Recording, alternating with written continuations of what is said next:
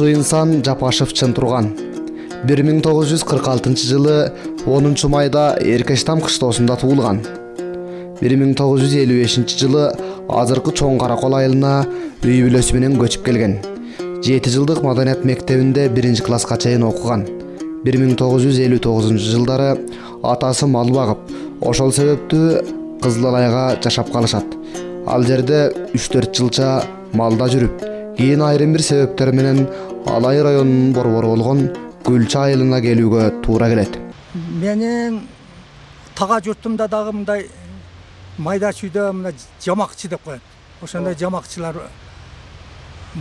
болгон экен бир тагам. Ошодон келсе де керек деп дагы ойлойм. Эми тууган ургум деле ошондой деп болжошот. Анан атам дагы анча-мынча майда чүйдө бир нерселерди кошо берет эле. Телитең тушуна анча-мынча аяш-баяштарын күлдүрүп, кээ бир нерселерди аяштарын кошуп, тамаша айтып, мынабу илгери мынабу отуруштар болчу эмес беле. Ошондой жерде элдерди күлдүргөн кичине булулкөй адам эле да. Эми азыркы заманга жараша жазылганда бул келине айтып атпайбы эми. Айланайын төлөк, апаңын өңү бүгүн бөлөк. Суу берип койсоң болбойбу башын өйдө жөлөп.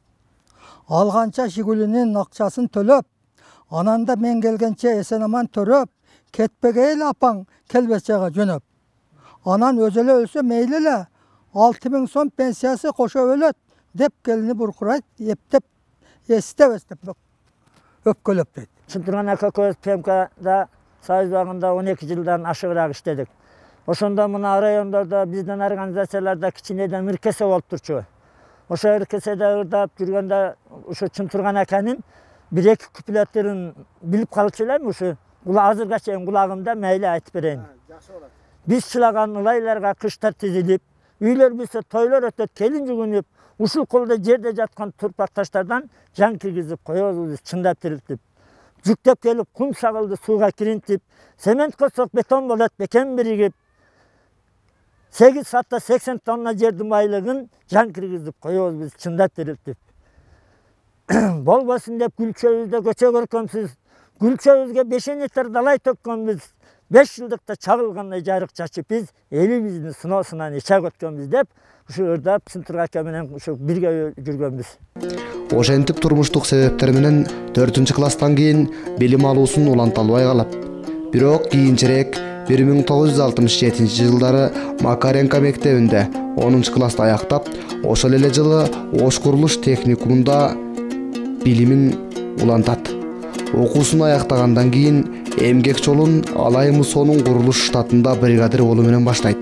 Кийин МСО уюму жоюлгандан кийин Алай ПМКсында мастер прораб, техникалык коопсуздук боюнча инженер болуп өз ишин улантат. 1961 жылы 15 жашында ыр жаза баштаган.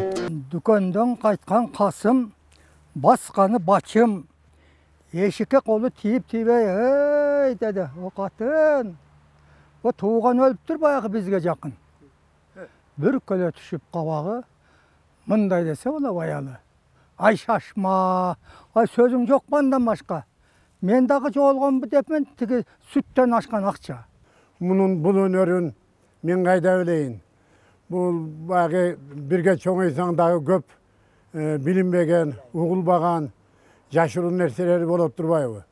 Бирде бир жерде достор менен отуруп калып, ошол жерде ушундай жазуучулук өнөрү, өзүнүн жакшы сулуктары бар экен ошол жерде көрдүм. Ошол жерде отуруп алып, баягы досторду отуруп алып, ар нерсе мындай азыл тамаша менен отурган отурушту өтө жакшы көңүлдүү өткөргөнүн менин эсимде ушул убакка чейин чыкпай, дайыма кулагымда турат. Анан бул досум ошондо эле чымыны бар эле.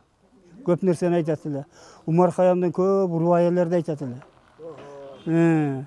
Анан кыздар Токойго дайыр адам барып кумчук түшөт эле, машина стройка. Ошондо жүрүп анан мына аяшым таап алган ушу правдада. Токойдон суунун боюна таап алган. Бул өзү кыпкызыл томолок Gözge sүйküm жигизеле да кыздары көбөрчү Kızlar gelip bizge tamak aç jasap berip жатса, саар менен авам кубалап таяк менен. Эми ушундай учурлар жашта өттү да. Рас өмүр кандай кыска, кандай аз. Тагдыр ошол өлчөсүнөн көп кылбас. Бирок өмүр кыска болсо мейли эле, анын октой тездигине кататпаш деп айтат эле. Анан көп нерселер айтат эле дагы. Анан Надырбек аканын ырын айтат эле.